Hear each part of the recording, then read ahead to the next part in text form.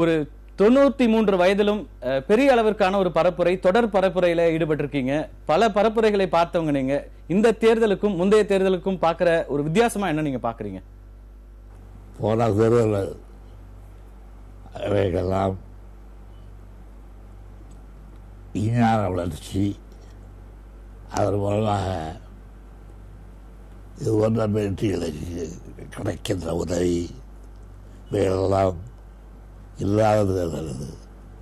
முன்னெல்லாம் லவுட் ஸ்பீக்கரை வைத்துக்கொண்டு பரப்புரையாற்றுவோம். இப்பொழுது அப்படி இல்லை. இப்பொழுது எல்லாமே விஞ்ஞான நிலைகளில் எல்லாம் எளிமையாக ஆகிவிட்டது.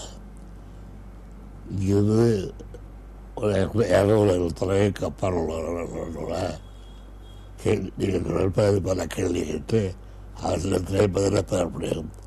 அந்த அளவுக்கு சுருக்கமான அளவில் அமைந்தது இதுவரை இணைந்தது. அதாவது இந்த தேர்தலில் நாம் கிடைத்திருக்கின்ற விஞ்ஞான வசதி அத்தனையும் பயன்படுத்தி பல குளங்களில் பயன்படுத்தி பரப்புரையாற்ற வேண்டி இருக்கிறது. அதுதான் எனக்கு தெரிந்த வித்தியாசம்.